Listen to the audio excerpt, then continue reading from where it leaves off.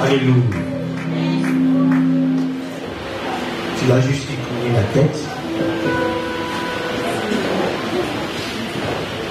Père, je te demande ta faveur. Je demande ta grâce sur ces paroles que nous allons proclamer. Qu'une onction spéciale venant de toi accompagne ces paroles. Et que ces paroles, elles produisent la vie en nous, Seigneur. Car ta parole est vie. Ta parole est esprit. Mais pendant que nous écoutons ta parole, rends-nous attentifs. Donne-nous de recevoir ta parole plus profonde dans notre cœur. Car elle est la vie pour ceux qui la trouvent et la santé pour le corps.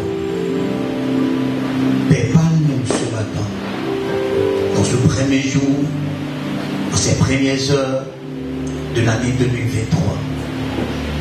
Parle à nos cœurs, parle à notre esprit, parle à notre homme intérieur, afin que, Père, nous discernions le chemin ou les voies que tu veux que nous empruntons tout au long de l'année 2023.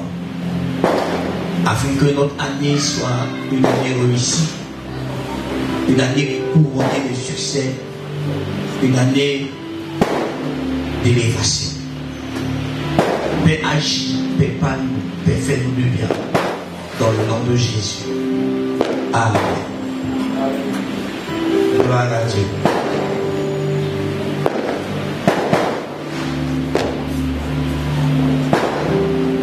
Je voudrais dire à quelqu'un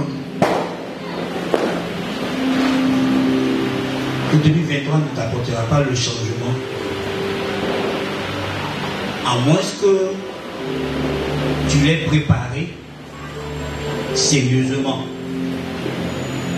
Je ne te souhaiterais rien ce matin, à part te donner des conseils.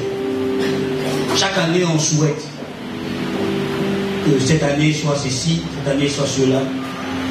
Mais en fin d'année, quand tu fais ton bilan, ta vie n'a pas bougé. Parce que l'année qui vient ne t'apporte pas un changement. C'est toi qui dois déterminer ce que l'année qui vient fera pour toi. C'est toi qui fixes tes objectifs. C'est toi qui prends tes résolutions que tu poursuis au cours de l'année pour les accomplir. Tu souhaiterais que cette année soit une année de prospérité, comme tu l'as souhaité l'année dernière, l'année précédente, ainsi de suite. Mais tu es toujours dans la pauvreté.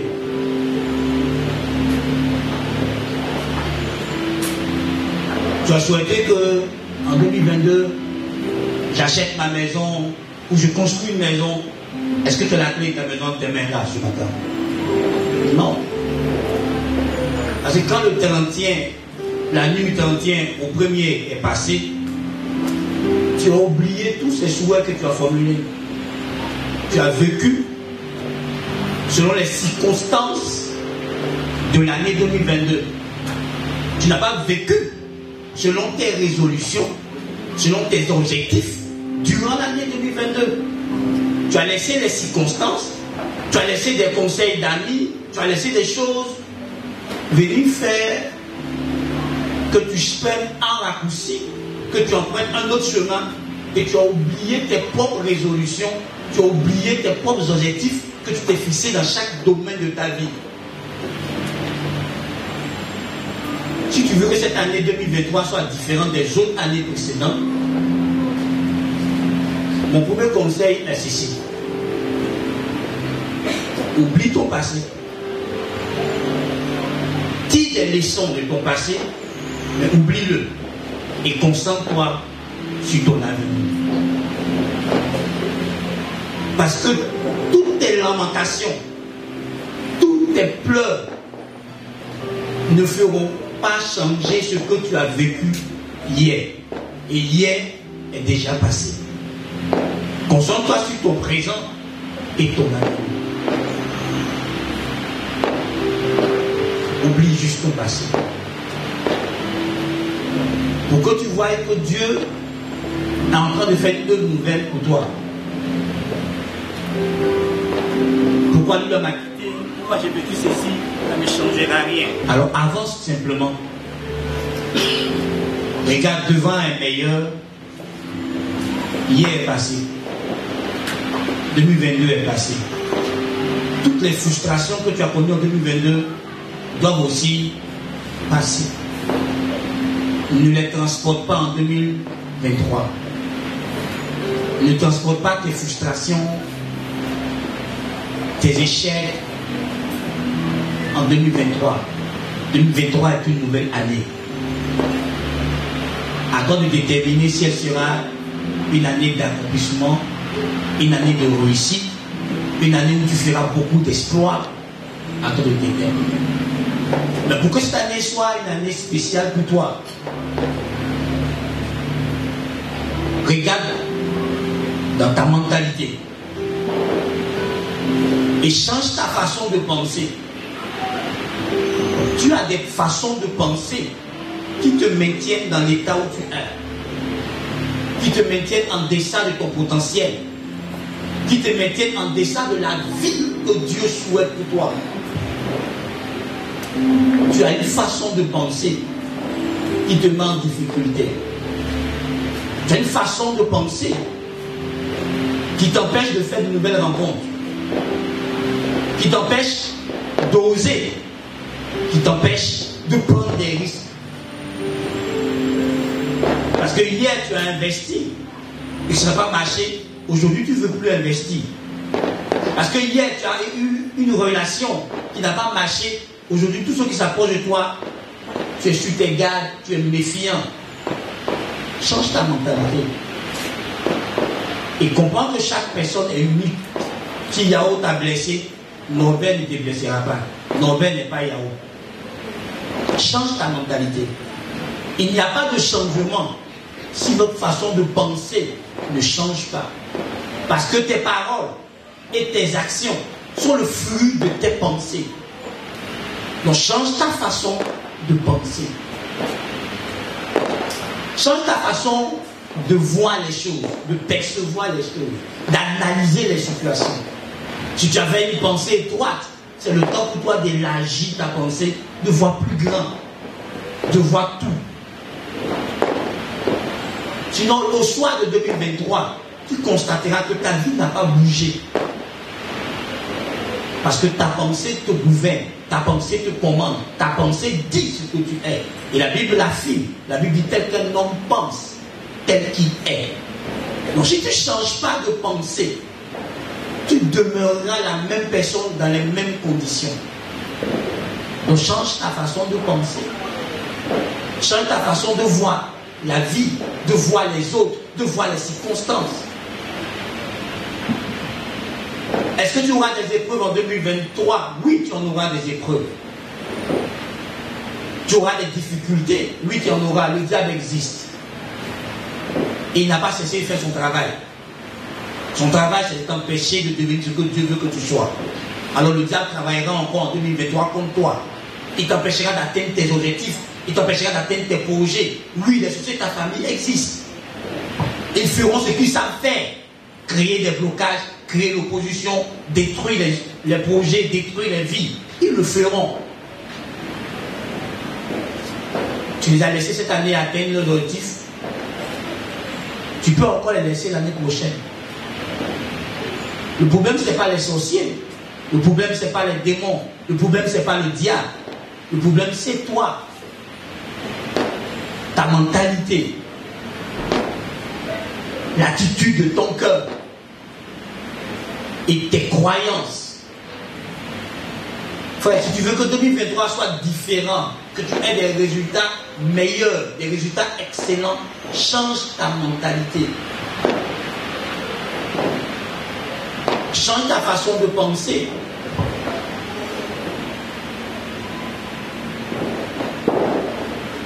Ta façon de penser sur Dieu. Quelles sont les pensées que tu as sur Dieu? Quelles sont les pensées que tu as sur toi? Quelles sont les pensées que tu as sur ton prochain? Change. Vous voyez, il y a des personnes que Dieu a suscitées dans nos vies, qui sont des personnes pour nous aider à aller dans notre destinée. Je parlerai d'une seule catégorie de personnes peut-être. Mais vous voyez, dans l'histoire de Naaman, le Syrien, qui était un homme grand, qui était général de l'armée, et qui faisait de l'exploit, et Dieu travaillait avec lui. Il avait un souci, il était lépreux. Mais chez lui, à la maison, il y avait juste une petite fille qu'il avait lui-même rapportée de l'une de ses victoires pour qu'elle le serve comme une esclave dans sa maison. Mais cette esclave-là avait quelque chose que lui, Naaman, n'avait pas. Elle avait la foi, elle avait une relation avec le Dieu d'Israël. Et elle connaissait un prophète de l'Éternel qui pouvait aider Naaman. Et cette fille a dit à Naaman, si tu vas en Israël rencontrer le prophète de Dieu, certainement tu seras guéri des ta lèpre. Il y a des gens comme ça que Dieu met sur notre chemin. Ça peut être ton coiffeur. Ça peut être un vigile d'une entreprise. Ça peut être quelqu'un de rien. Mais cette personne peut te conduire dans ta destinée, peut te conduire à rencontrer des gens plus importants parce que lui, il les connaît, parce que lui, il les sait. Donc tu vois, si tu méprises les gens, tu peux passer à côté de ta destinée. Si tu méprises les gens, si tu regardes les gens de haut, si tu penses que tu es trop suffisant, tu es trop arrivé, tu regardes les gens de haut, tu peux perdre de grandes opportunités. Parce que derrière une personne, il y a tout un village. Donc tu dois changer ta manière de voir la vie, de penser. Vous voyez, Élie prie Dieu pour qu'il ait la vie sauve. Parce que le torrent est devenu sec. Dieu n'a même pas Élie chez une femme riche, une femme distinguée. Il l'amène chez une femme veuve qui n'avait même pas de quoi manger. Et c'est à partir du peu qu'elle avait que Dieu va le nourrir lui, plus la femme, plus le fils de la femme. Donc tu peux prier, mais tu ne sauras pas qui Dieu enverra sur ton chemin pour te faire entrer dans ta destinée. Alors change ta manière de voir la vie, ta manière de percevoir, ta manière de penser. Vous voyez, cette femme avait juste l'huile dans sa maison, un peu d'huile, qui pouvait régler son problème. La femme du prophète, la femme de l'homme de Dieu, elle ne considérait pas que l'huile qu'elle avait était suffisante pour régler la dette que son mari a laissée avant de mourir et pouvoir à ses besoins, à elle et à ses enfants. Mais quand elle a rencontré Élisée, il a ouvert son esprit, il a ouvert sa pensée, il lui a demandé qu'est-ce que tu as à la maison. Elle a dit j'ai juste un peu d'huile, c'était suffisant pour son miracle. Tu te plains que ton salaire est si petit, mais pourtant Dieu t'a donné ce salaire et tu as de la sagesse et de l'intelligence qui viennent de Dieu. Et à partir de ce petit salaire, tu peux devenir quelqu'un de riche qui sait l'utiliser. Mais tu vois la petite chose que Dieu a mis dans ta main, si tu la méprises, tu ne feras rien avec. Mais si tu l'utilises comme Dieu veut qu'il soit utilisé, tu seras surpris de comment Dieu va multiplier cette petite chose. Tu dis non, je cherche 1 million pour faire commerce. Tu as 50 000 dans ta main. Tu n'as personne dans ton carnet d'adresse qui peut te donner 1 million. Et tu cherches 1 million. Pourquoi tu n'utilises pas les 50 000 là pour commencer à faire quelque chose? Pour que Dieu puisse bénir et fructifier. Frère, ta façon de penser te met en prison. Ta façon de penser te maintient dans ta position. Ta façon de penser t'empêche d'être épanoui, t'empêche d'être heureux. Or, si j'ai un mari, je serai heureux. Tu as eu un mari, tu n'es pas encore heureux. Tu dis, si j'ai un enfant, je serai heureux. Tu auras un enfant, tu diras, si j'ai un deuxième enfant, si j'ai un troisième enfant, si ceci. Parce que le bonheur, c'est d'abord dans notre tête, dans notre pensée. C'est pas ce qu'on a qui nous rend heureux. Ce qu'on a nous permet de jouir du bonheur qu'on a à l'intérieur. Donc si tu n'as rien à l'intérieur, même si tu as des milliards, tu seras malheureux. Mais si tu as tout, tu seras malheureux. Parce que le bonheur n'est pas défini par le matériel. Le bonheur est défini par l'attitude de mon cœur. Je décide d'être heureux avec ce que j'ai. Vous voyez, des milliardaires sont malheureux, puis des pauvres sont heureux. Parce qu'ils ont juste décidé d'être heureux. L'argent ne fait pas le bonheur. L'argent, on le prend pour entretenir le bonheur. Donc même si tu as l'argent et que tu n'as pas le bonheur, tu ne l'auras pas avec l'argent. Tu dois changer ta façon de penser sur l'argent. L'argent n'a aucun pouvoir. L'argent est un instrument que les hommes ont créé. L'argent est un serviteur pour nous. Le pouvoir, c'est Christ qui le donne. Ou le pouvoir, c'est le démon que tu adores qui gère l'argent pour toi. Soit c'est maman, soit c'est Dieu. Mais l'argent n'a pas de pouvoir.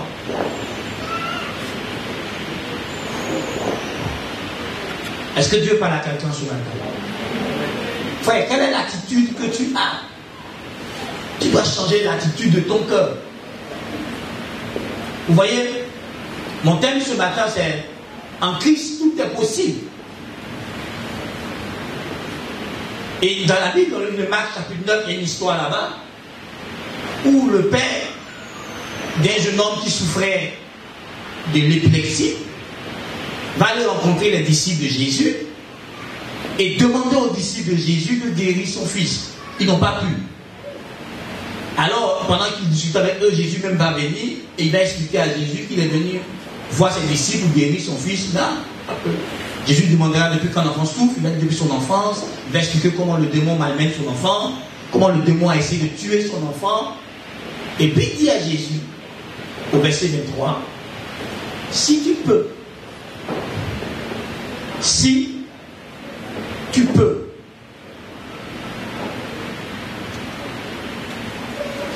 si tu peux, Jésus dit si tu peux, tout est possible à celui qui croit.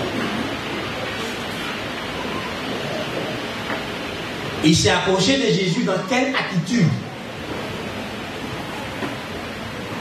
Dans une attitude d'incrédulité. Mais à l'apparence, on a l'impression qu'il croit en Dieu. Parce qu'il a envoyé son enfant auprès des disciples de Jésus pour que les disciples de Jésus guérissent son enfant. Il est venu dans l'apparence comme si il croit que Dieu peut guérir son enfant. Mais quand Jésus vient, et Jésus, parce qu'il est la lumière, mettra en lumière ce qui est dans son cœur. Et l'attitude de son cœur, c'est qu'il ne croit même pas que Jésus est capable de le faire. Il dit, si tu peux, tu peux faire quelque chose pour nous. Quand Jésus le reprend, vous voyez ce qu'il a prié qu'il fait au verset 24. Il dit, je le crois, viens au secours de mon incrédulité. Donc ouais, il est venu à Jésus pour guérir son enfant, mais il est dans une attitude d'incrédulité. Il ne croit pas que Jésus est capable de guérir son enfant, de restaurer son enfant, de libérer son enfant. Nous prétendons que nous sommes en Christ, que nous croyons que Jésus est Dieu, que Jésus est capable de toutes choses, il est le Dieu des miracles, il est le Tout-Puissant. Frère, est-ce que tu crois ça?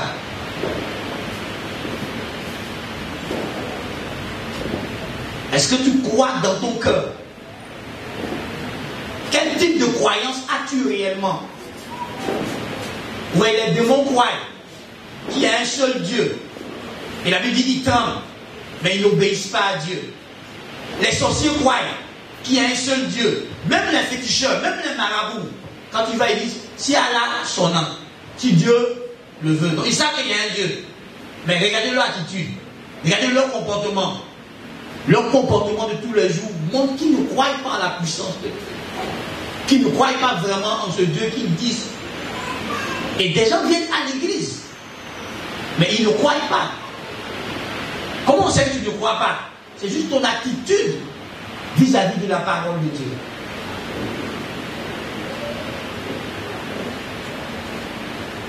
Quand tu crois en Dieu et que tu crois en sa parole dans ton cœur, l'attitude qui suit, c'est l'obéissance.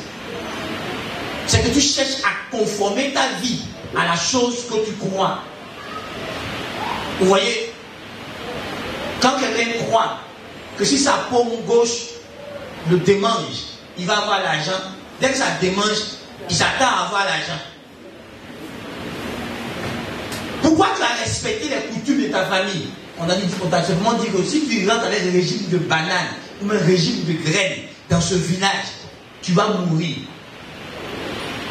Tu fais tout pour ne pas entrer un régime depuis des années. Tu découvres le régime là au champ. Quand tu as oublié, à la rentrée du village, tu te rappelles, c'est là que tu fais. Tu ne rentres pas avec. Pourquoi? Parce que tu crois que tu vas mourir. Quand le médecin t'annonce que tu es malade, tu le crois. Quand tu dis au médecin, on fait comment? Quel est le traitement qu'il doit faire? Tu es prêt à suivre les avis du médecin parce que tu crois ce qu'il t'a dit. Pourquoi quand tu dis que tu crois en Dieu, tu ne fais pas ce que Dieu te dit? Et si tu veux que 2023 soit meilleur pour toi, change ton attitude quand tu viens dans la présence de Dieu. Vous voyez, on vient dans la présence de Dieu pour recevoir de Dieu. Nous, on n'a rien à apporter à Dieu à part l'adoration. La seule chose que nous, on apporte à Dieu, c'est l'adoration. À part l'adoration, tu peux offrir quoi à Dieu? Dis-moi mon frère, dis-moi ma soeur. À part l'adoration, qu'est-ce que nous pouvons offrir à Dieu? Rien. Dieu est le propriétaire de toutes choses. Il est le maître de toutes choses. Donc nous, on offre l'adoration à Dieu. Et Dieu lui nous donne la vie et tout ce qui va avec. Donc quand tu viens dans la maison de Dieu, tu viens dans une attitude de recevoir de Dieu. Parce que dans le régime dans lequel nous sommes, dans le temps dans lequel nous évoluons, c'est le temps de la grâce. Et dans le temps de la grâce, nous ne méritons rien. La grâce est une faveur imméritée. Donc nous venons à Dieu pour recevoir de Dieu. Comment venons-nous à Dieu? Dans quelle attitude nous venons à Dieu? Dans notre cœur. Quand nous sommes malades, quand nous avons un besoin, quand nous avons une situation, quand on veut une orientation, dans quelle attitude de cœur venons-nous à Dieu chaque dimanche, à chaque programme, cette attitude? Même quand tu es toi à la maison, quand tu rentres dans la prière, dans quelle attitude de cœur tu vas à Dieu? Mais cet homme, il est venu à Dieu avec l'incrédulité. Il n'est pas venu avec la foi. En Hébreux 11:6 dit, sans la foi, il est impossible de lui être agréable. Frère, tu dis que tu crois vraiment en Dieu. Pourquoi les miracles ne t'accompagnent pas? Pourquoi les signes ne t'accompagnent pas? Pourquoi les prodiges ne t'accompagnent pas? Dans Marc chapitre 16, verset 17, la Bible dit, voici les miracles qui accompagneront ceux qui ont cru. Donc si tu crois en Dieu, les miracles doivent t'accompagner, les signes doivent t'accompagner. Dans quelle attitude tu viens? Dans quel type de croyance tu viens? Il a dit qu'il est venu à Dieu pour que Dieu guérisse son enfant. Maintenant il dit à Dieu, si tu peux. Jésus dit, tout est possible à celui qui croit. Vous voyez, en Christ, Dieu a rendu toutes choses possibles pour toi et moi. Parce que la personne qui pouvait nous empêcher, le premier ennemi, le diable, il est vaincu. Il est dépouillé de tout pouvoir, de toute autorité. Il n'a aucun pouvoir devant toi qui es en Christ.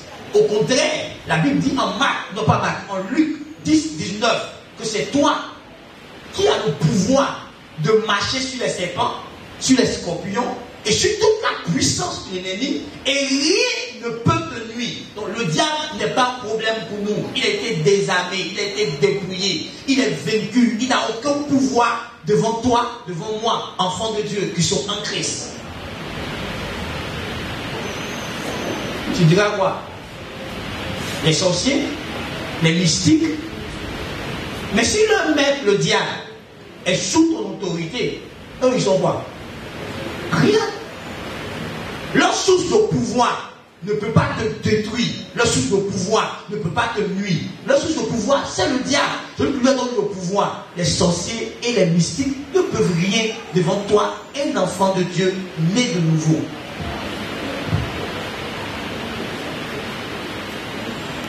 Donc pourquoi tu n'avances pas?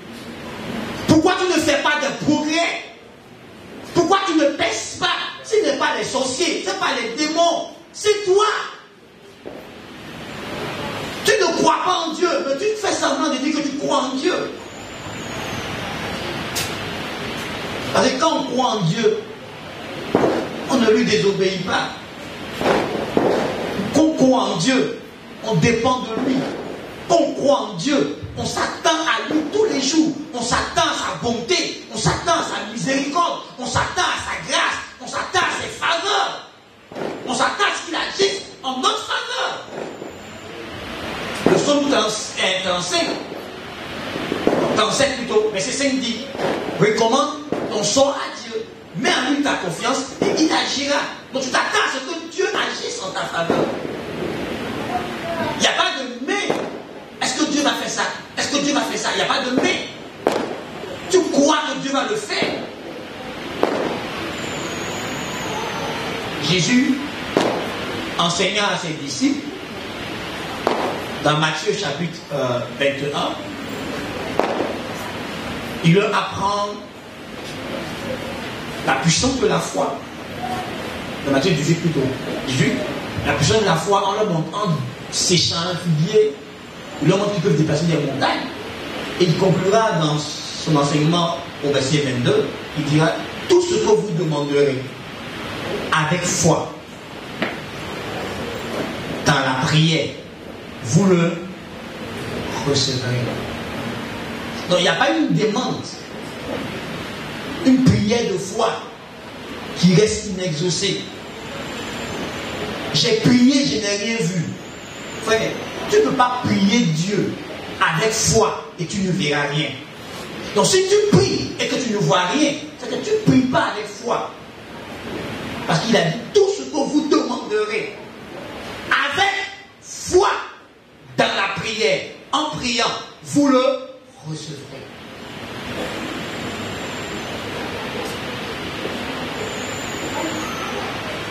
Est-ce que Dieu parle à quelqu'un ce soir? Donc tu vois, frère, tout est possible pour toi. Tu peux faire des exploits. Tu peux changer tes conditions de vie. Tu peux les rendre meilleures. Tu peux devenir une source de bénédiction pour ta famille, pour la nation. Parce que tu as la foi. Tu as un pouvoir illimité que Dieu a mis entre tes mains. Mais regarde dans quel état se trouve vraiment ta foi. Il est venu à Jésus. Si tu peux,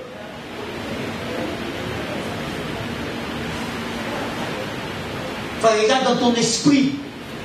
Pour une fois que tu limites la puissance de Dieu, tu limites la main de Dieu en ta faveur. Tu es rempli de doutes à l'intérieur.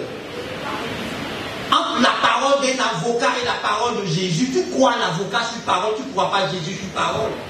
Tu crois ton banquier sur parole. Tu crois l'expert en finance sur parole. Tu ne crois pas Jésus-Christ sur parole. Tu crois un féticheur. Tu crois un médecin. Tu crois un comptable. Tu crois. Mais quand Dieu te parle, est-ce que tu crois? Quand ton médecin te dit, si tu bois, tu vas mourir, tu arrêtes de boire. Tu ne vérifies même pas même, tu arrêtes. Mais quand Jésus te dit, si tu bois, tu vas mourir, tu bois. Faut vrai. Hein? À ce moment, regarde-toi. Si on te dit tu ne te maries pas, tu ne vois pas promotion au travail, tu te marieras. Mais quand on te dit que Jésus dit tu ne t'es pas marié, tu bloques tes bénédictions, tu dis c'est pas grave. Dieu comprend. Regarde. On dit Jésus est avec toi, il te garde, il te protège. Va au village, il y a un sorcier. Ça fait au moins 5 ans que tu n'es pas arrivé au village. Parce que tu vois les sorciers là-bas. Mais tu as le Saint-Esprit en toi. Tu as la puissance de Dieu en toi. Moi je crois au Saint-Esprit. Mais quand il lui est sorcier, il ne lui parle plus.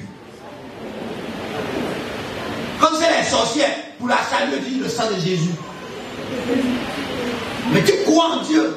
Tu crois que Dieu te protège. Tu crois que Dieu est avec toi. Tu crois que Dieu te garde. Mais regarde ton attitude devant un sorcier. Ça démontre que tu ne crois pas à la puissance du Dieu qui te garde. Frère, est-ce que si on dit le sorcier, tu peux t'asseoir et manger à lui de la même assiette? Mets ta main où il met sa main. S'il vient, tu peux prendre dans sa main et manger. Frère, je suis des palais toi, ce matin. On va le pied. Hein? Non, on va le pied. Mais tu dis, je crois à la puissance de Dieu. Je crois que Dieu est avec moi. Je crois que Dieu me protège. Frère, j'ai dit aux Ivoiriens, en 2010, vous avez prié. Eux, ils ont invoqué fétiche, ils vous ont vaincu. On ne vous a pas parlé. Vous ne croyez pas en Dieu. C'est tout. Alors, si vous croyez en Dieu et que vous invoquez Dieu, il vous répond. Ce n'est pas possible que ceux qui invoquent des fétiches aient la supériorité sur vous. Depuis ce jour-là, moi, j'ai remis ma foi en question. Si je crois en Dieu, pourquoi ça m'est arrivé? Frère, quand il n'y a miracle dans ta vie, c'est que tu as fait un problème, tu dois te remettre en cause. La Bible dit que Dieu renouvelle sa bonté chaque matin. Donc chaque jour, il y a une nouvelle grâce, une nouvelle bonté de Dieu qui est disposée pour toi. Tu ne vis pas les bontés de Dieu, tu ne te remets pas en cause pour dire qu'est-ce qui ne va pas dans ma vie. Pourquoi ma foi ça ne marche pas? Pourquoi pour l'autre ça marche, pour moi ça ne marche pas? Viens te dire pourquoi. Quelle parole as-tu retenue? Dans Jean chapitre 15, verset 7, Jésus dit, si vous demeurez en moi et que mes paroles demeurent en vous, demandez tout ce que vous voudrez. Cela vous sera accordé. Si mes paroles demeurent en vous. Question. Quelle parole demeure en toi? Quand tu vas prier, c'est avec quelle parole tu rentres devant Dieu? La parole de Jésus ou la parole de ta grand-mère? Ou la parole d'un philosophe du quartier? Quelle parole est dans ton esprit? Quelle parole est dans ton cœur? Sur quelle parole tu t'appuies pour prier? Jésus dit, si mes paroles demeurent en vous, demandez tout ce que vous voudrez. Et cela vous sera... Ah. Toi tu demandes, tu ne reçois pas. Tu demandes, tu ne reçois pas.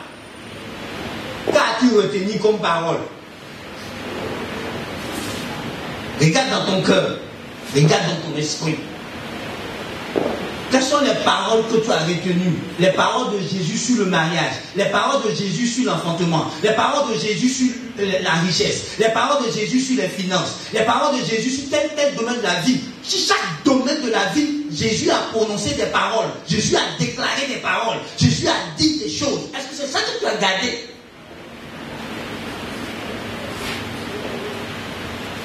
Enfin, je donne un exemple.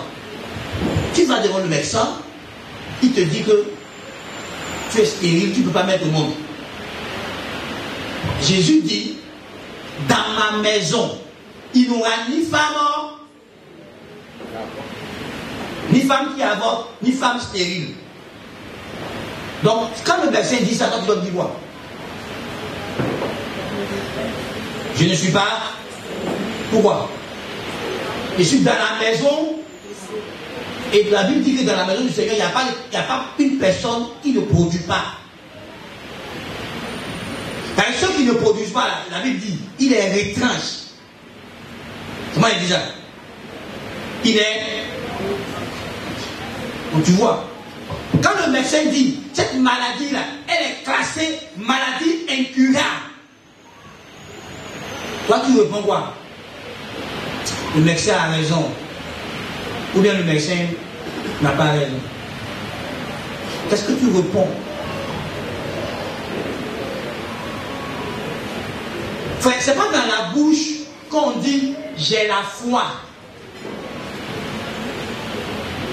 C'est dans les actes.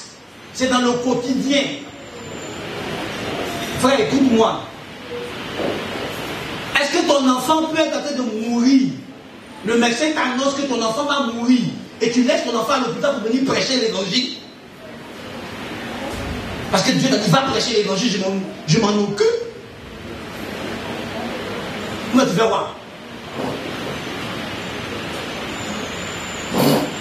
Frère, tout est possible en Christ.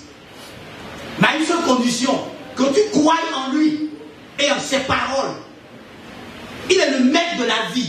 Toute chose est soumise à Christ. Il contrôle toutes choses. Et tu es en lui. Mais tu es vaincu par l'ennemi. Tu es vaincu par les circonstances. Tu es vaincu par la situation. Tu es en Christ. Mari de nuit dit tu ne te maries pas. Femme de nuit dit tu ne te maries pas. De peut-être démon cela il te bloque. Tu ne vas pas travailler. Et puis toi, tu es en Christ. Et tu subis le commandement des démons. Le commandement des hommes. Le système de ce monde que Jésus a vaincu. Tu subis.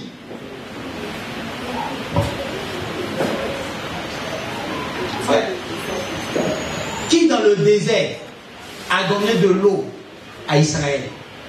Celui, Christ, tu l'as en toi. Mais tu subis. Pourquoi? Parce que ta foi n'est pas en place. En Christ, on fait tout par la foi. On prie par la foi, on donne par la foi. Tout ce qu'on fait, on le fait par la foi.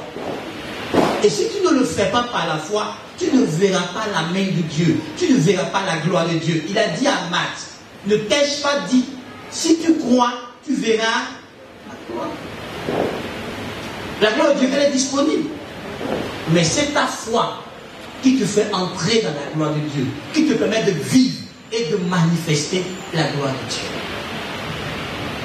Frère, quelle est l'attitude que tu as? Celui qui s'approche de Dieu doit croire que Dieu est et qu'il est le rémunérateur de ceux qui le cherchent.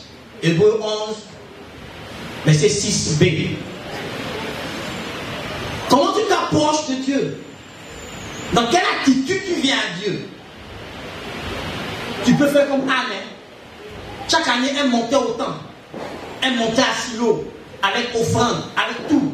Mais elle retournait sans que Dieu n'exauce sa prière. Jusqu'à ce qu'elle découvre son propre problème elle-même dans la prière. Comment tu viens à Dieu? Il est venu à Dieu sans la foi.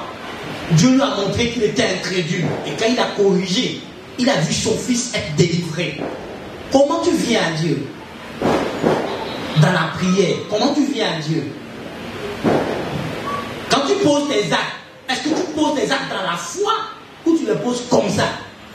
Comment tu viens à Dieu? Vous voyez, le problème, ce n'est pas le montant que tu apportes à Dieu, c'est l'attitude de ton cœur. Dieu n'a besoin de rien que ton adoration, que ta foi en lui, que tu lui fasses confiance, que tu crois que ce qu'il a dit sur ta vie, ça va se réaliser, qu'il va le faire avec toi. Vous avez déjà accompli de grandes visions parce qu'il y croit. Il croit ce que Dieu leur a dit. Mais si toi-même tu ne crois pas, qui va croire à ta place? Ton pasteur? C'est faux. Les pasteurs vous trompent. La Bible dit que mon juste vivra par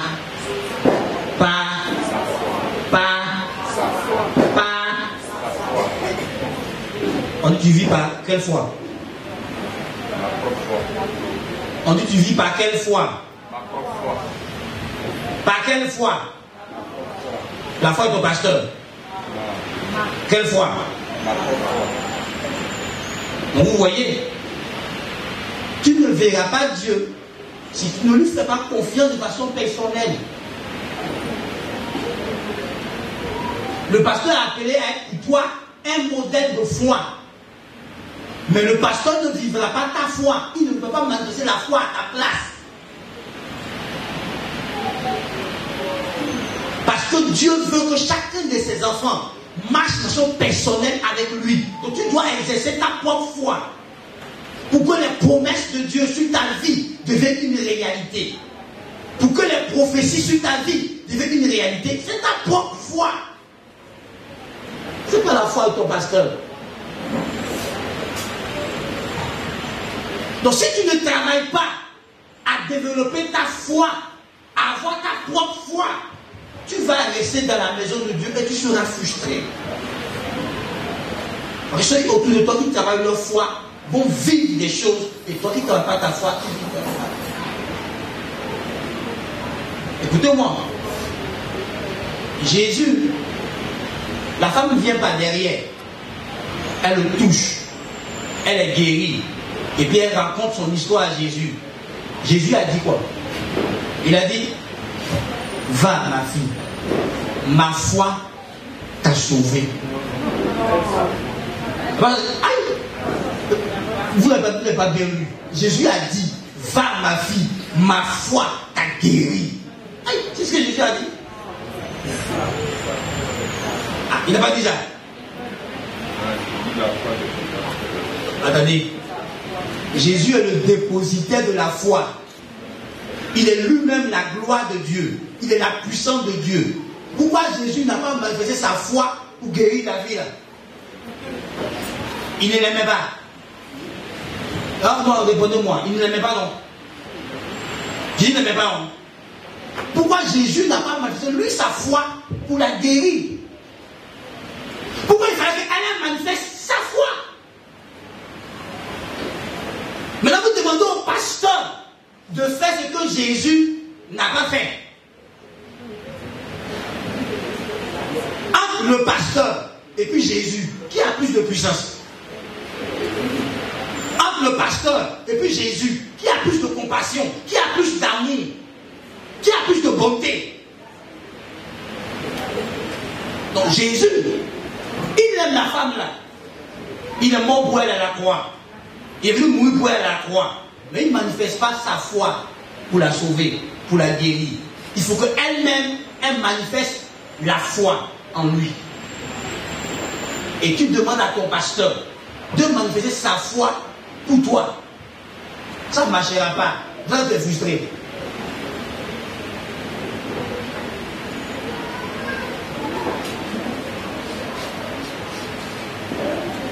Je ne veux pas que 2023 tu sois frustré. Il faut comprendre. Marcher avec Dieu, c'est une marche personnelle. Donc si tu n'apprends pas à marcher personnellement avec Dieu, frère, je vais t'imposer les mains, les crachats. Il y a surtout une d'olive là sur ta tête. Ta vie restera inchangée. Si les dimanches tu viens ici et que je prêche et que la prédication ne trouve pas la foi dans ton cœur, elle ne produira rien. Mais si elle déclare une parole sous l'onction de Dieu, que la parole ne trouve pas la foi dans ton cœur, elle ne produira rien.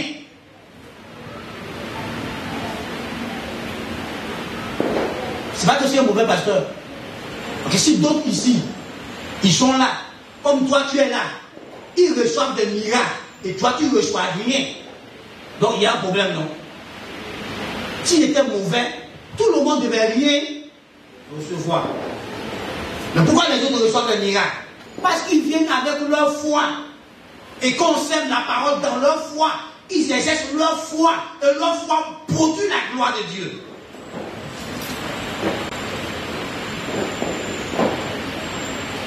Mais toi, tu viens avec l'espérance.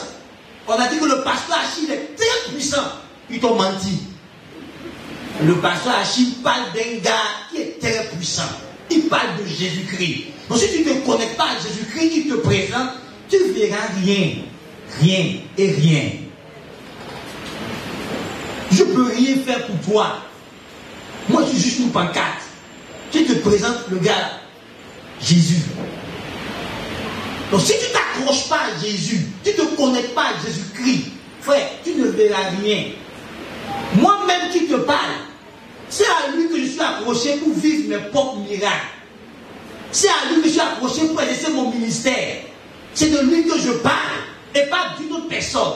Donc si tu ne t'accroches pas à Jésus-Christ, tu ne verras pas que tout est possible pour toi. Tu ne verras pas que les choses peuvent se réaliser dans ta vie. Tu ne verras pas de progrès, tu ne verras pas de changement, parce que tu t'attaches à la mauvaise personne.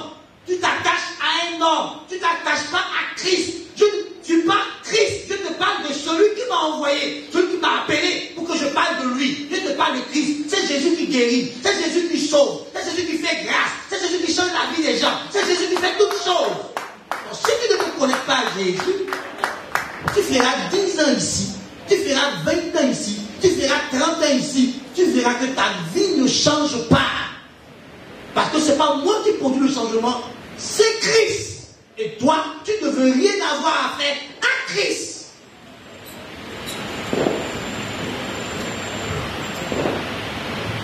Tu vois, lui était devant Christ. Tout ce qu'il voulait, c'est un miracle. Là, on lui donne la porte, tu peux faire un miracle là. Il dit si tu peux. Parce qu'il ne le connaît même pas. Frère, est-ce que tu m'entends ce matin? Amen. Tu es dans une église, depuis des années, tu n'es pas en train de changer de vie. Non frère, écoute-moi, c'est un problème. Tu ne peux pas côtoyer Jésus et puis rester la même personne. Jésus produit une nouvelle vie. Jésus donne une nouvelle vie. Fais ton bilan. Ça fait combien d'années que tu marches avec Jésus? Qu'est-ce que tu as vu Jésus faire en toi et au travers de toi? Tout est possible à Dieu. Moi j'ai la foi. Mais regarde frère. Regarde. Si on me regarde.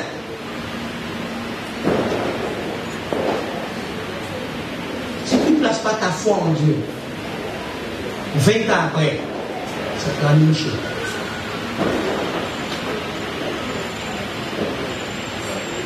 Tu es allé, tu vas gêner. Tu es allé, tu vas prier. Tu es allé, tu vas faire offrande. Tu ne verras rien si tu ne fais pas par la foi. Frère, si tu ne fais pas par la foi. Si tu ne commences pas toutes choses dans ta vie avec Christ et continuer avec Christ. Quand tu veux lancer ton projet, appuie-toi sur Christ. Christ t'accompagnera tout au long de ton projet. Parce qu'il a dit en Proverbe 16 que si on lui confie nos œuvres, il fera réussir nos projets. Frère, il est en toi. Tu l'as accepté. Mais est-ce que tu le vis? Parce que tu as arrêté de lui faire confiance. Tu n'as pas gardé la parole que Dieu te donne. C'est pour la parole des hommes, la parole des circonstances que tu as gardé en toi. Quel discours as-tu gardé en toi? Celle des hommes, celle des circonstances. Parce que c'est ce que tu dois apprendre pour marcher. Si ça ne marchait pas, comment d'autres pasteurs, comment d'autres chrétiens rendent des témoignages? Ça marche. Dieu n'est pas méchant. Dieu est rempli de bonté. Comment Dieu bénira d'autres personnes et puis il laissera d'autres personnes? Non. Il faut te poser la question. Quelle a été ma relation avec Dieu? Comment je marche avec Dieu? Pour que ma vie n'avance pas, pour que ma vie soit au même stade. Comment je marche personnellement avec Dieu? Frère, ce n'est pas le fait de venir à tous les programmes. Ce n'est pas le fait d'être présent à tous les séminaires de l'église, à tous les programmes de l'église qui déterminent ta spiritualité. Tu peux venir à tous les programmes et puis rien. Parce que tu viens pour venir, tu viens pour que le pasteur te voie, pour que le pasteur dise que tu es là. Mais tu n'es pas là réellement. Parce que au moment où tu es assis là, tu es allé là-bas. On prêche, ça ne te fait rien, tu retournes la même personne. Frère, chaque programme est une rencontre spirituelle. Donc quand tu parles d'un programme avec Dieu, mais un culte ordinaire, il y a toute une nouvelle action que Dieu produit. Donc quand tu viens mardi soir, quand tu viens jeudi soir, quand tu viens au séminaire, aux conférences, au dimanche, qu'est-ce que ça t'apporte? Qu'est-ce que la prédication t'apporte? Qu'est-ce que l'adoration t'apporte? Qu'est-ce que la louange t'apporte? Est-ce que tu rentres dans la présence de Dieu et tu ressors la même personne? Si oui, je te dis, c'est ça. Tu vois, on est là ce matin. La présence de Dieu est là. Mais nous ne sommes pas tous dans la présence de Dieu. On est assis dans l'église, non? Dans la salle. Mais on n'est pas tous dans la présence de Dieu. Est-ce que tu comprends? On est assis là, nous tous. Mais on n'est pas tous dans la présence. Parce que si tu es dans la présence de Dieu, tu es en compagnie de la personne de Dieu. Quand Moïse, dans le buisson Adam, rencontre Dieu, qu'est-ce qui lui arrive? De berger, il devient quoi? Il devient quoi? Il devient pasteur.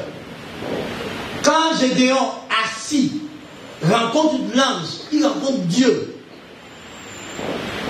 Quand il finit, qu'est-ce qui se passe? Il devient meneur. Il devient le leader d'Israël. Quand Anne rencontre Dieu dans la présence de Dieu, qu'elle sort, son problème de stérilité fait quoi? Quand la femme qui a la paix 112 ans rencontre Jésus, frère, écoute-moi, elle le rencontre comme tout le monde, mais elle ne le rencontre pas comme tout le monde, elle le rencontre dans une autre dimension, parce qu'elle le touche, et la Bible dit une puissance sort de lui et rentre en elle. Tout le monde touchait Jésus, mais rien ne se passait. Mais quand elle le touche, elle rentre en contact avec Jésus, le Jésus dans l'esprit, et non le Jésus dans le corps. La paix de sang fait quoi? Quand le gars qui était à la piscine de Bethesda pendant 38 ans rencontre Jésus à la piscine, qu'est-ce qui se passe dans sa vie? Il est... Quand Paul de Tarse, rempli de haine, rempli de colère contre les chrétiens, rencontre Jésus sur la route de Damas, qu'est-ce qu'il devient? Quand David rencontre la présence de Dieu, au travers de Samuel qu'on le loin, il devient quoi? Toi tu dis que tu as la présence, pour toi c'est grave. Parce que tu dis que tu as la présence de Dieu en toi. Quand tu transportes la présence de Dieu. Mais quand l'arche de l'Éternel rentre dans la maison de Obed et dort. Parce que l'arche n'était pas la présence de Dieu. Qu'est-ce qui est arrivé à la maison de Ben? Quand l'arche de l'Éternel rentre dans le temple de Dagon, qu'est-ce que Dagon fait? Toi, tu as la présence de Dieu. Écoute-moi. Quand Joseph rentre dans la maison de Potiphar, parce que Dieu était avec lui, la Bible dit tout ce qu'il fait, Dieu faisait prospérer ça. Dieu est avec toi. Tu as la présence de Dieu. Mais tout ce que tu fais ne prospère pas. Frère, pose-toi la question. As-tu vraiment la présence de Dieu? Est-ce qu'elle est réellement en toi, la présence de Dieu? Est-ce que tu la cultives? Est-ce que tu l'entretiens? Quand Jacob rentre chez son oncle Laban, parce qu'il porte la présence de Dieu, la Bible dit que son oncle Laban, par son occultisme, par sa divination, s'est rendu compte que Jacob est entré avec un Dieu étranger dans sa maison. Et que depuis que Jacob est sa maison prospère. Parce que pourquoi il a tout fait pour maintenir Jacob avec lui? Parce que tant que Jacob est présent, la présence de ce Dieu se déplace et Jacob apporte la bénédiction et la grâce dans sa maison. Tu as le Saint-Esprit en toi. Et puis en toi, et puis sorcier, c'est sorcier qui ne fuit pas, c'est toi qui fuis sorcier. Quand David arrive sur le champ de bataille, où tout le monde fuit Goliath, quand lui arrive, parce qu'il a l'onction de Dieu sur sa vie, il affronte Goliath, Goliath tombe, il meurt. Frère, est-ce que tu as l'onction de Dieu? Est-ce que tu as la présence de Dieu?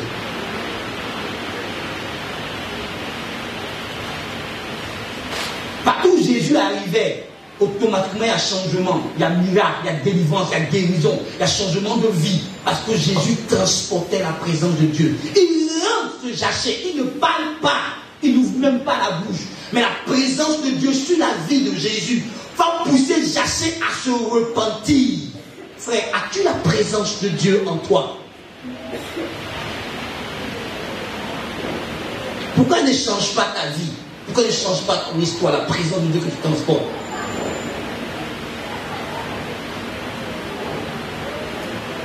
Tu vis des défaites. Pourtant tu es en Christ où tout est possible. Tu as celui qui peut tout faire. Celui qui a fait enfanter une femme vierge. Le Christ, tu l'as. Écoutez, on ne va pas attirer les païens. Parce que nous, on pleure plus que... On dira, j'ai Jésus glorieux. Où est la gloire de Dieu que tu dégages? Quand le païen n'a pas de solution, il pleure. Quand toi, tu as une solution, tu pleures. Pourtant, tu as Christ. Frère, change ta mentalité. Change ton attitude. Approche-toi vraiment à Dieu avec une attitude de foi. Une vraie foi. C'est pas une question de combien d'années il a fait dans la maison de Dieu. C'est une question de foi. Et à chaque fois que tu t'approcheras de Dieu avec foi, Dieu te répondra, Dieu agira, Dieu honorera ta foi.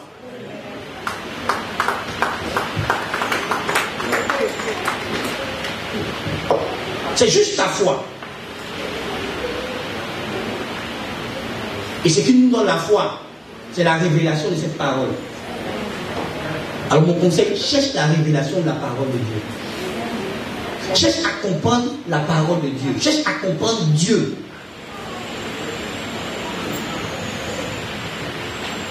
Dieu ne t'a pas amené sur la terre pour que tu souffres, que tu sois malheureux. Parce qu'il a dit en Jérémie 11, 29, je connais les projets que j'ai pour toi. Projets de paix et non de malheur. Donc Dieu n'a pas de projet de malheur pour toi. C'est le diable qui a des projets de malheur pour toi. Mais le diable, Dieu t'a donné l'autorité sur lui. Si toi, tu ne peux pas manifester ta foi. Comment tu veux résister au diable? 1 Pierre chapitre 5, verset 9 dit, résister au diable avec une foi ferme. C'est ta foi qui repousse le diable. Ta foi en Jésus, ta foi en Christ permet au diable de ne plus jamais remporter de victoire sur toi. Mon frère, tu es en Christ. Comment tu es hors de Christ? C'est la question à laquelle tu dois répondre toi-même. Est-ce que tu es en Christ?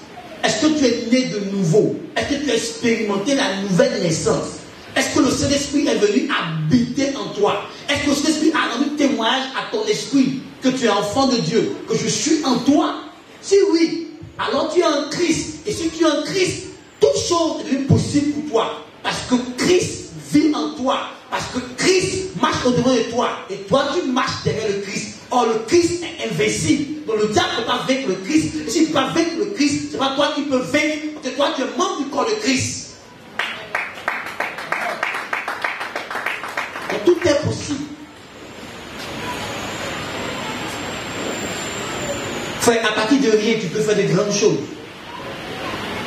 Juste avec ta foi. Si tu as entendu Dieu, bien sûr. Alors il faut revoir ta manière de penser, ta manière de croire. Est-ce que tu crois la parole de Dieu ou tu crois autre chose? Il faut revoir ton attitude quand tu t'approches de Dieu.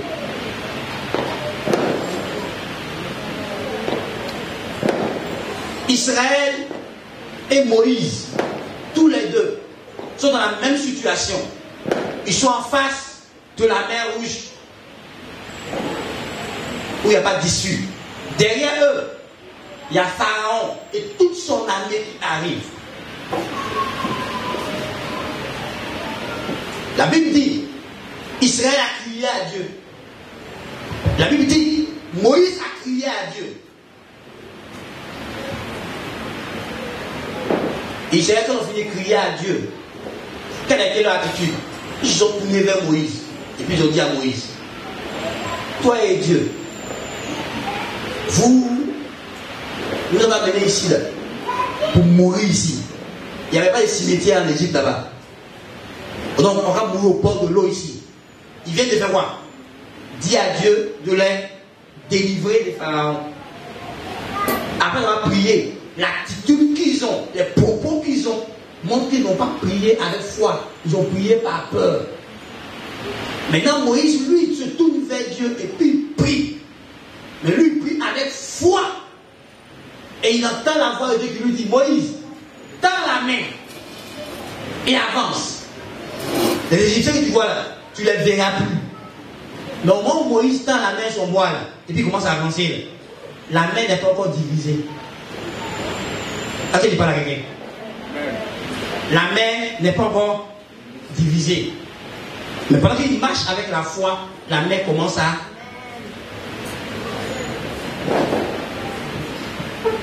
Comment tu pries Dieu?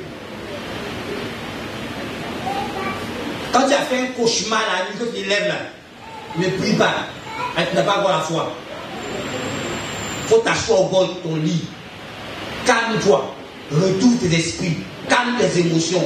Localise des versets bibliques. Mets dans ton cœur. Tu commences à prier. Sinon, c'est la peur que tu vas prier. Tu perds la foi. Amen.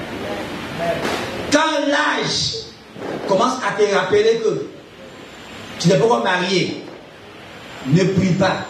Cherche des versets avant de prier. Amen. Quand on te menace de licenciement, ne prie pas. Assieds-toi. Cherche des versets. Il me va chez ton pasteur. Il faut lui expliquer. Il va prendre la parole de Dieu. Il va te donner des révélations de la parole. Ça va nourrir ta foi d'abord. Et puis maintenant, tu vas aller à la maison avec assurance et courage que tu vas prier. Vous pensez que si vous priez en pleurant, en salivant, Dieu va ajouter ça? Vous mentez. Dieu n'est pas dans vos émotions. Dieu est dans sa parole.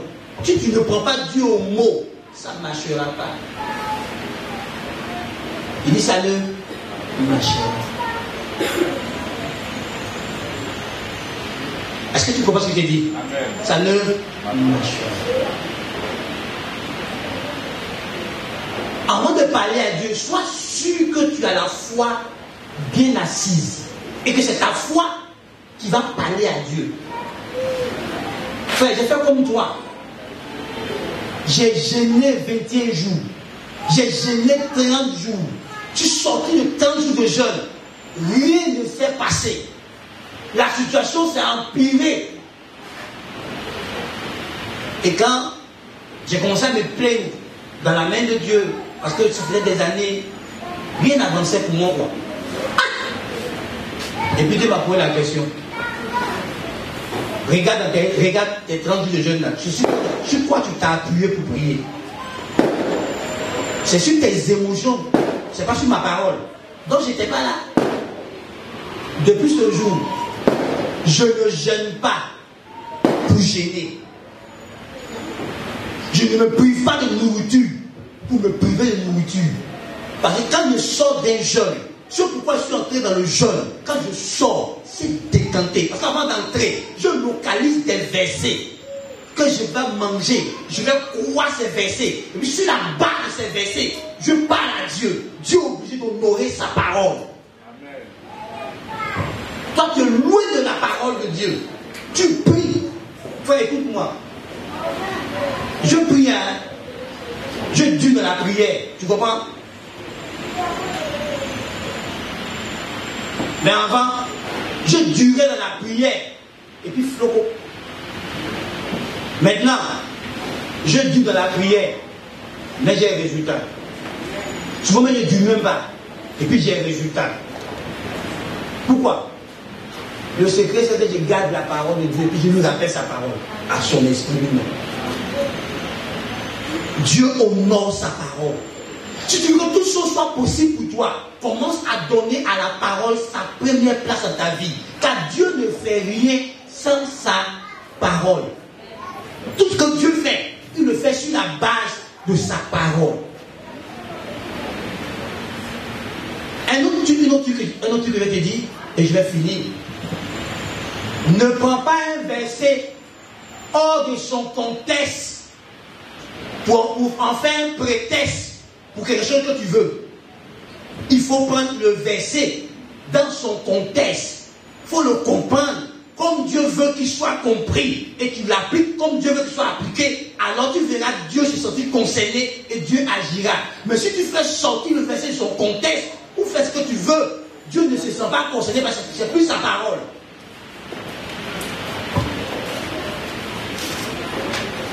C'est ta parole à toi, c'est pas la parole de Dieu. La parole doit être dans son contexte. Tu dois comprendre la parole de Dieu dans son contexte. Et puis t'appuyer sur cette parole pour parler à Dieu. Alors Dieu reconnaît sa parole, Dieu va le faire. Entre nous les humains, si tu as dit une chose, et puis quelqu'un a rapporté la chose en la modifiant, tu diras quoi? Hein? C'est pas ma parole. Ça dit quoi? Que c'est pas? Je ne connais pas ça. Donc quand toi tu fais ça à Dieu, Dieu te fasse quoi? Entre nous. Quand tu fais ça à Dieu, Dieu il fasse quoi? Il a dit que c'est sa parole. C'est pas sa parole. Vous voyez? Voici où c'est dangereux. Ils ont amené ça. Si je confesse, si je crois dans mon cœur que je confesse, ça va arriver. Frère, écoute-moi. Ce que c'était déclaré, est-ce que c'est la parole de Dieu? Parce qu'il lit ta Bible, il veille sur ça pour. Parce que si quelqu'un quelle parole il veille, sur quelle parole il veille, pour toi ou pour lui. Donc quand tu as dit une parole, il faut te rassurer que ce que tu as déclaré, c'est vraiment la parole. Moi j'ai déclaré et puis il n'a rien vu. C'est pas sa parole. Il ne s'est pas considéré. Il est assis sur son tranquille, il ne bouge pas. Il ne dit même pas à Gabriel de bouger. Gabriel, continue de m'adorer. Mais quand tu prononces la parole de Dieu, alors Dieu se lève. Parce qu'il reconnaît sa parole, il a l'obligation d'accomplir sa parole. Parce que lui l'a dit. Sa parole ne retourne pas à lui. Sans avoir accompli ce pourquoi elle est sortie de ça. C'est quelle parole tu donnes à Dieu?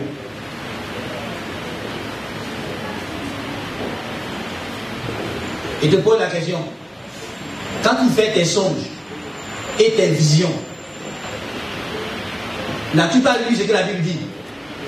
On dit analyse la prophétie. Pour faire quoi? Pour retenir ce qui est. Donc analyse là. Donc il faut chercher à savoir si la parole qu'on te dit, la prophétie qu'on a déclarée sur toi, quand le prophète a dit qu'il est de ton village, est-ce que c'est la parole de Dieu? Ah, on m'a dit la prophétie, il n'a rien vu. Est-ce que quand il a parlé, Dieu t'a démontré, Dieu t'a attesté que c'est sa parole? Est-ce que tu l'as analysé pour être sûr que c'est ta parole? Écoute-moi, je peux même te dire, tu t'appelles M. Sombo Achille, sous l'onction de l'esprit de Python, sous l'onction de l'esprit de mort. Est-ce que Sombo Achille, c'est pas ton nom? Oui, c'est ton nom, mais c'est pas Dieu qui est en train de parler. Donc, quand quelqu'un dit ton nom, il dit le nom de ta grand-mère, il dit le nom de ton village, il dit la couleur de ton habit, de ton sous-vêtement, que c'est Dieu qui devait parler. Python a dit, écoutez-les, ce sont les serviteurs de Dieu. Ils annoncent le salut qui vient de Dieu. C'était vrai ou c'était faux? Mais qui parlait? Ah, ils ont raconté toute ma vie. Ça ne veut pas dire que c'est Dieu qui était de parler. Frère, est-ce que tu nous comprends? C'est pas parce que cette question est vraie que ça vient de Dieu.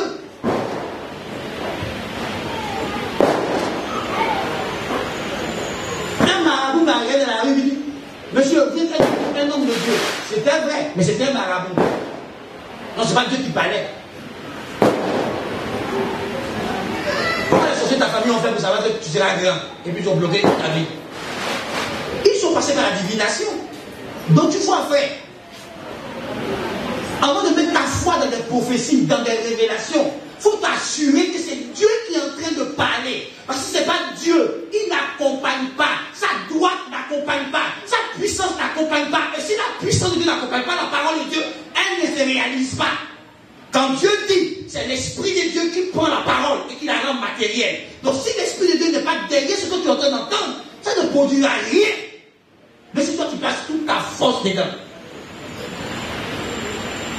et tu es brisé, année après année, rien.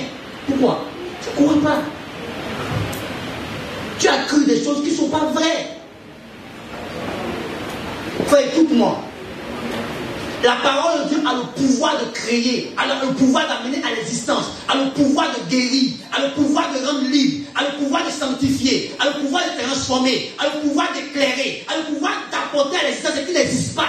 La parole de Dieu a ce pouvoir. Donc, si tu reçois la parole de Dieu en toi, ce qui manque en toi viendra à l'existence. Ce qui ne va pas en toi sera réglé. Ce qui te rend captif va être brisé. Parce que la parole de Dieu nous rend libre. Donc si tu reçois la parole de Dieu, elle va te transformer, elle va te changer, elle va débloquer tes situations, elle va mener à l'existence ce qui n'existait pas dans ta vie. Frère, écoute-moi. Christ est la parole de Dieu. Et en cette parole, il y a toute possibilité. Des prostituées sont venues dans la parole. La parole a fait d'elles des femmes distinguées. Des drogués sont venus, la parole les a transformés. Des mystiques sont venus, la parole les a transformés. Des pauvres sont venus, la parole a fait d'eux des hommes riches. Frère, des malades sont venus, la parole les a guéris. Tu ne peux pas recevoir Christ, la parole vivante de Dieu, et rester la même personne. Tu ne peux pas recevoir Christ, la parole vivante de Dieu, et ta situation ne va pas changer, ta situation ne va pas être décantée. Frère, qu'est-ce que tu as vraiment reçu? As-tu reçu Christ à l'intérieur? Pourquoi n'es-tu pas régénéré? Pourquoi ta mentalité ne change pas? Pourquoi ton cœur ne change pas? Parce que Christ, dans sa nouvelle alliance, nous donne un nouvel esprit et un nouveau cœur. Il donne une nouvelle mentalité et un nouveau cœur. Donc tu ne peux pas recevoir la parole et rester la même personne. Tu ne peux pas. C'est pas possible. Si tu entends la parole, que tu restes la même personne, tu ne reçois pas la parole de ton cœur. Parce que si la parole rentre dans ton cœur, qui est la source de ta vie, elle change ta vie. C'est pas possible. Que tu reçoives la parole et que les choses ne deviennent pas possibles pour toi. Vous voyez, Ruth, la Moabite, était maudite par Dieu. Elle et son peuple n'avaient pas de droit d'être cités en Israël. Mais parce qu'elle a marié un juif et qu'elle a accepté la parole que le juif l'enseignait, elle est entrée dans la grâce. Elle a été transformée. Mais quand sa coépouse, Orpa, n'a pas accepté la parole, elle est retournée dans la malédiction. Tu ne peux pas accepter la parole de Dieu et la parole de Dieu ne va pas te changer. Gédéon était un peureux, Gédéon était apeuré. Mais quand il a reçu la parole de Dieu, il a dit: Gédéon, tu étais un vaillant guerrier. Il y a une force extraordinaire en toi pour libérer Israël. Quand Gédéon a accepté cette parole, quand il s'est levé de cette parole, Israël a été libéré. Israël a été délivré. C'est pas possible que tu reçoives la parole et la parole ne fait pas ce qu'elle dit qu'elle va faire pour toi. Amen. C'est pas possible. C'est pas possible. Si tu reçois la parole de Dieu, et que si la parole de Dieu dit: je vais te guérir, elle va vraiment te guérir. Si tu reçois la parole de Dieu et que la parole de Dieu dit: je vais t'enrichir, elle va t'enrichir. Quand Abraham, qui était un idolâtre, a reçu la parole de Dieu, il lui a dit: Abraham, sors de ta patrie, sors de ta famille, sors. Je ferai de toi un homme grand. Je ferai de toi une grande nation. Je ferai de toi une source de bénédiction. Abraham l'a été. Abraham est devenu grand.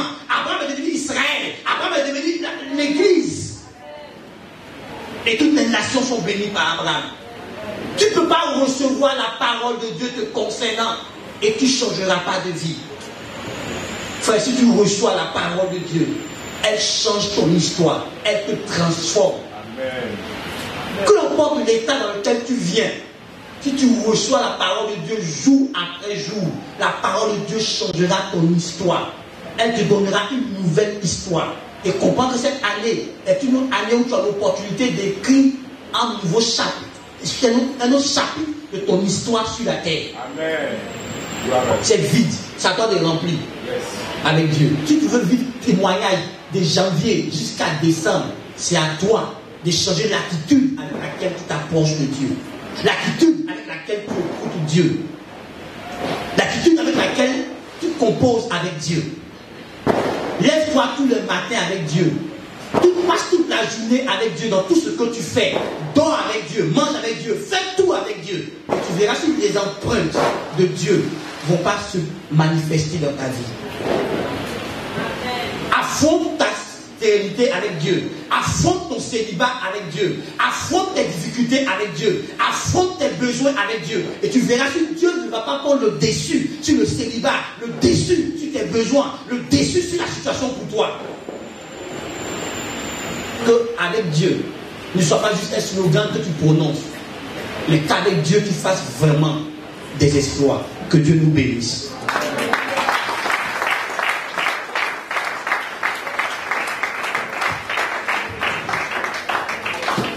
Donc tu vas juste te tenir debout et puis moi je vais déclarer des paroles de bénédiction. La parole de Dieu dit que c'est le supérieur qui bénit. Donc je déclare des paroles de bénédiction. Amen.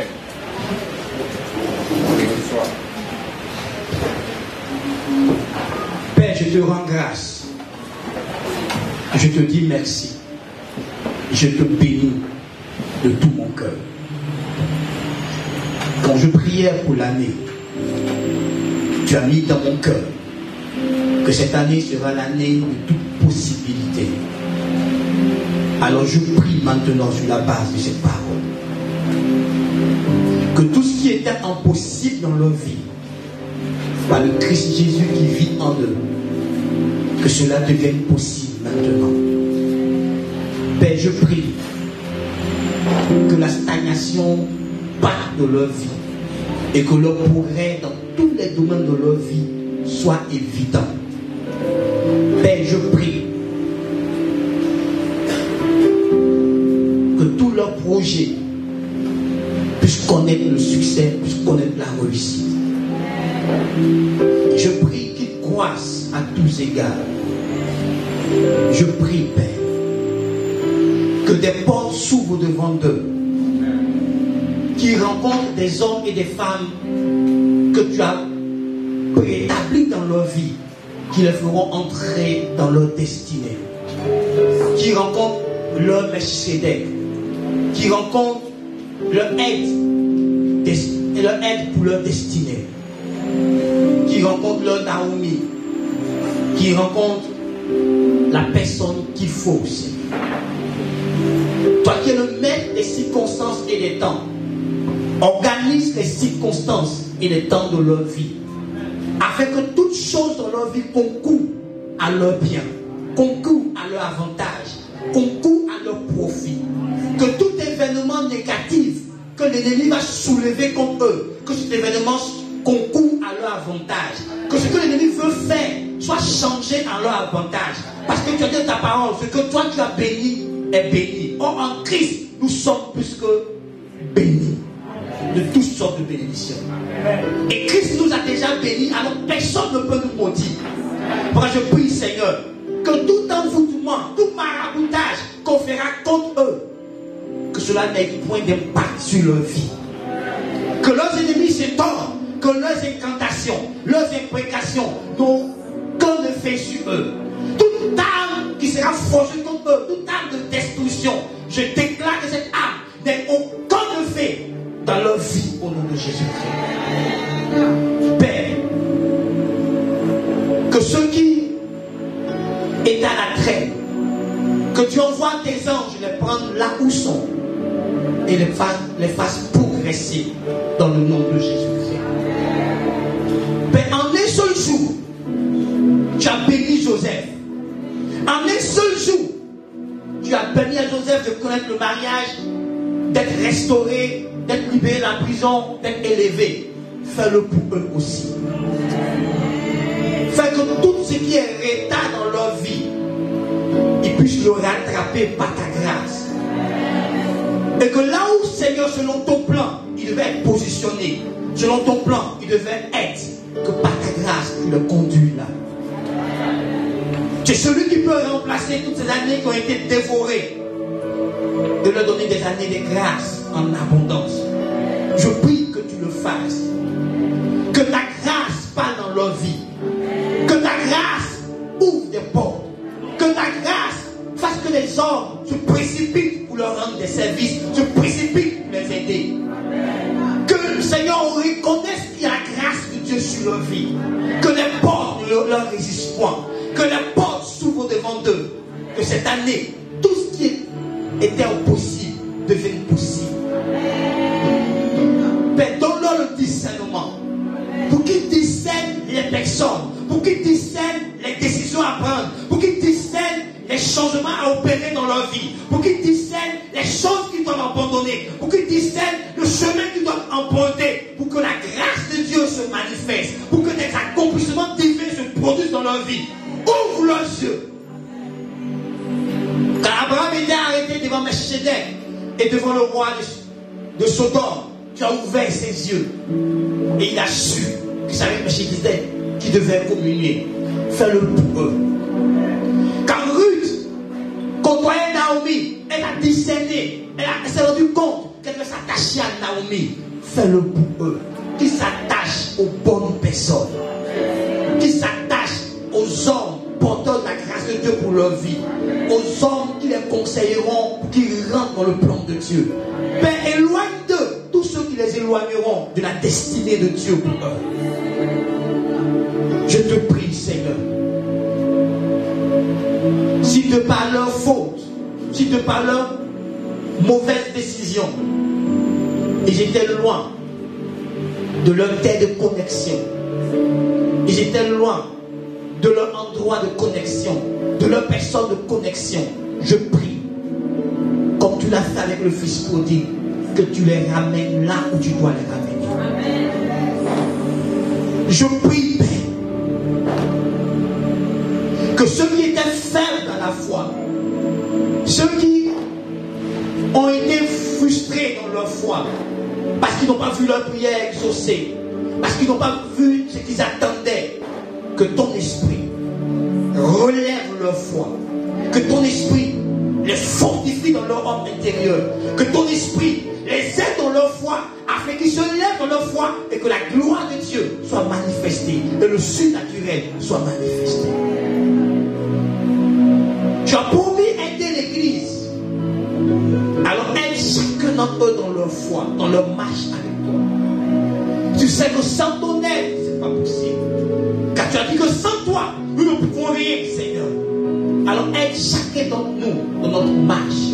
Tu connais le niveau spirituel de chacun. Tu connais le degré de foi de chacun. Et Père, tu sais ce qu'il faut faire pour qu'ils puissent parvenir à une autre dimension de leur foi, pour que tes grâces, tes bénédictions soient manifestées. Aide-les à croître dans leur foi. Aide-les à se développer dans leur foi. Aide-les à s'aimer dans leur foi. Nous te prions dans le nom de Jésus.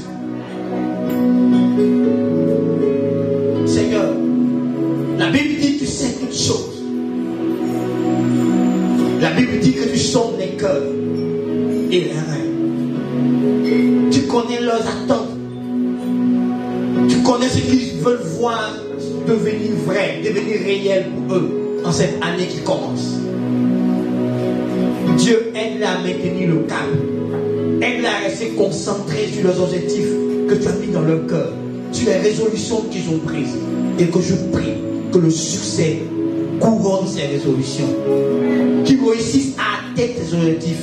Que tu leur donnes tous les moyens dont ils ont besoin. Moyens spirituels, moyens intellectuels, moyens financiers, moyens humains, moyens matériels. Pour qu'ils atteignent leurs objectifs en cette année 2023. Père, aide-les à changer de mentalité. Aide-les à changer l'attitude de leur cœur. Et qu'ils s'approchent de toi avec assurance. Qu'ils s'approchent de toi dans la foi. Et que tu honores leur foi. Que tu agisses dans leur prière de foi. Que tu agisses dans leur acte de foi. Qu'ils voient l'onction de Dieu produire des miracles. Qu'ils voient l'onction de Dieu briser des choses. Qu'ils voient l'onction de Dieu ouvrir des portes pour eux. Qu'ils voient l'onction de Dieu amener les choses à l'existence dans leur vie. Agis, Père, dans leur vie. Seigneur, regarde-les, c'est en toi qui se confie. Qu'ils ne soient point confus. Parle-leur par le Saint-Esprit. Je prie qu'aucun d'entre eux ne soit privé de la direction divine. Car Seigneur, quand nous n'avons pas ta direction, nous tournons en rond. Alors je prie que tu te révèles à chacun. Que dans chaque saison de leur vie, chaque mois, chaque jour, chaque semaine de cette année, qu'ils reçoivent ta direction, qu'ils reçoivent ton instruction, que tu les instruises et tu leur montres le chemin à suivre dans le nom de Jésus. Qu'aucun d'entre eux ne soit privé de la direction divine. Qu'ils soient divinement conduits par le Saint-Esprit. Que le Saint-Esprit les conduise vers pâturage, vers des eaux paisibles. Quand ils marchent long, que la houette, que le bâton du Seigneur les accompagne. Père, dans toutes les difficultés, dans tous les défis qui les attendent en 2023, que ton onction leur donne la victoire. Parce qu'en Christ, tu as fait de nous des plus que vainqueurs. Que rien en 2023 ne triomphe d'eux. Que dans tous les défis, dans toutes les attaques qui vont connaître la part de l'ennemi, qu'ils sortent vainqueurs dans le nom de Jésus-Christ. Père, qu'il n'ait point de défaite, qu'il n'ait point d'échec, que ta grâce les couvre, que ta grâce les accompagne et que dans tout ce qu'ils vont faire, qu'ils réussissent, qu'ils soient victorieux au nom de Jésus. Père, nous savons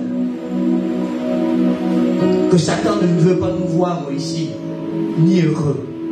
Nous prions alors que tous les plans, tous les décrets, tous les programmes de Satan et ses suppôts contre nous et nos maisons soient voués à l'échec dans le nom de Jésus. Que chaque maison ici représentée soit placée sous le sang de l'agneau. Et que l'ange de la destruction n'ait pas accès à notre maison, mais que l'ange de la bénédiction entre dans nos différentes maisons dans le nom de Jésus-Christ.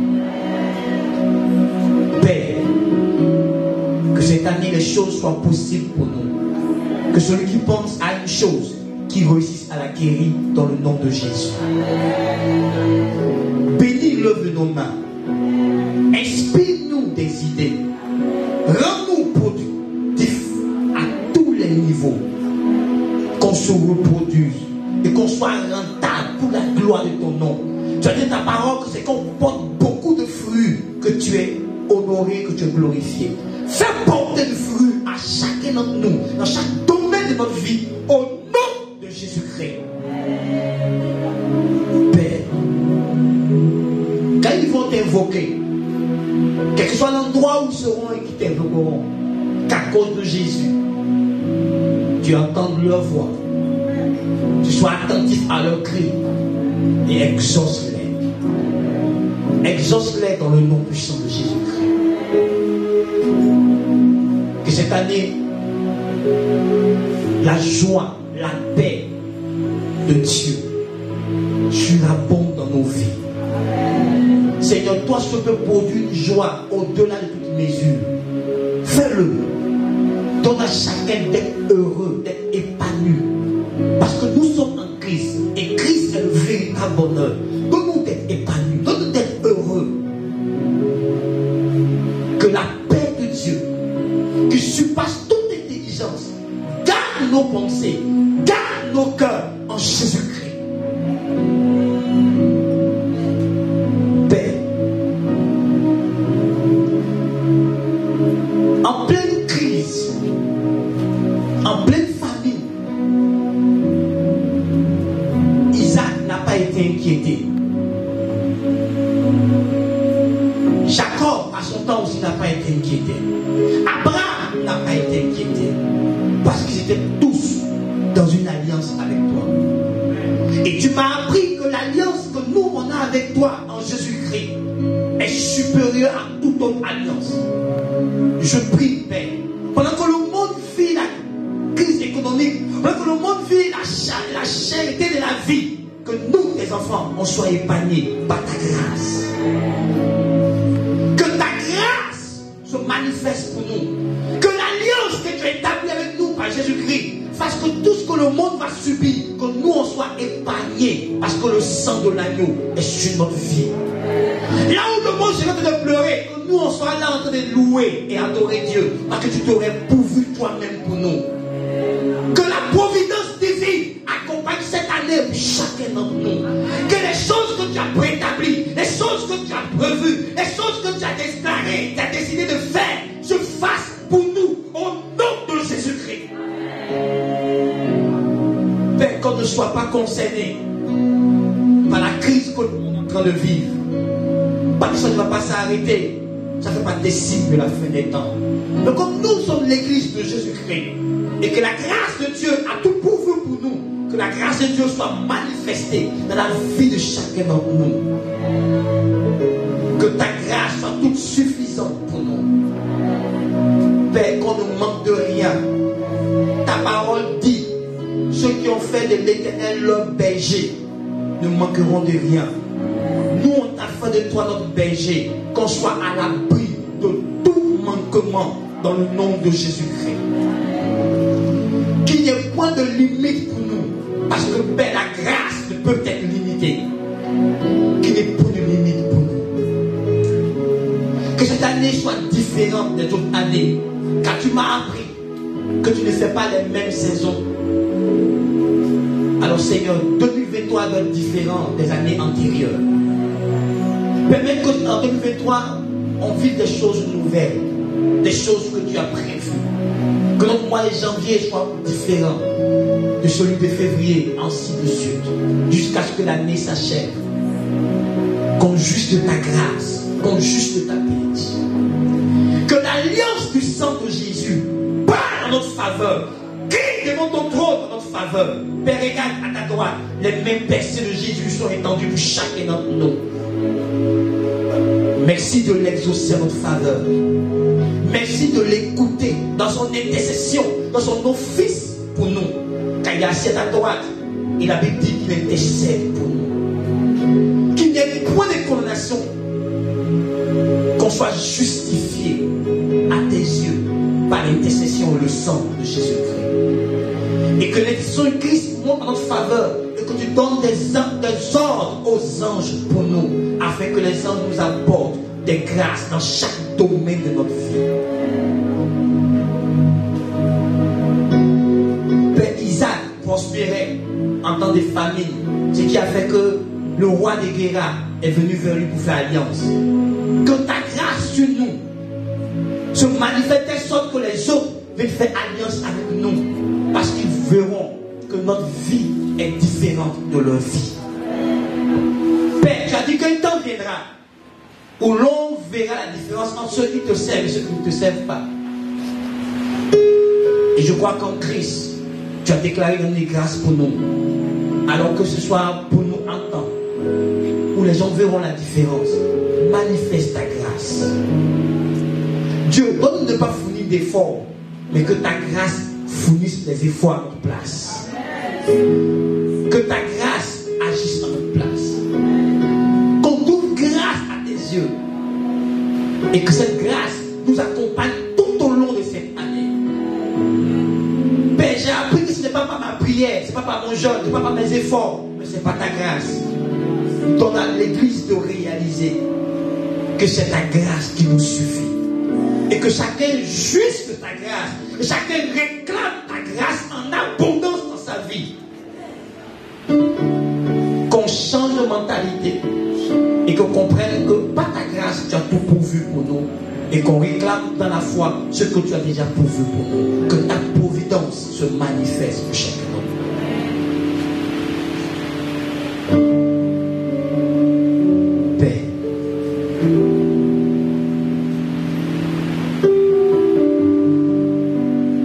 Nous avons des résolutions avec lesquelles nous commençons cette année. Chacun d'entre nous a pris des résolutions dans sa vie. Ta parole dit, à tes résolutions répondra le succès. Alors que le succès soit la réponse de nos résolutions. Que le succès soit la réponse de nos résolutions. Que chaque résolution que chacun a prise, oh Dieu, soit couronnée de succès. Honore ta parole et fait que nos résolutions réussissent tous dans le nom de Jésus. Bénis encore cette année pour nous. Rends-la fructueuse pour nous. Donne-nous de ne pas relâcher. Donne-nous de travailler pour atteindre les résultats et que l'abondance soit notre partage. Père, exauce cette intercession en faveur de l'Église. Exauce, exauce, exauce. Exauce le cœur de ton peuple. Exauce le cri de leur âme. Vois ce que leurs détracteurs, ce que les jaloux, ce que les méchants, ce que les envieux, ce que les orgueilleux, ce que les perfides, ce que les méchants préparent contre eux. Et fais-leur grâce en déjouant tous ces complots, en déjouant tous ces programmes de vol, de pillage, de meurtre, de destruction contre leur vie. Et que seul ton programme s'accomplisse pour eux. Seul ton dessein s'accomplisse pour eux. Père, je te prie dans le nom de Jésus. Et je te rends grâce de m'avoir exaucé.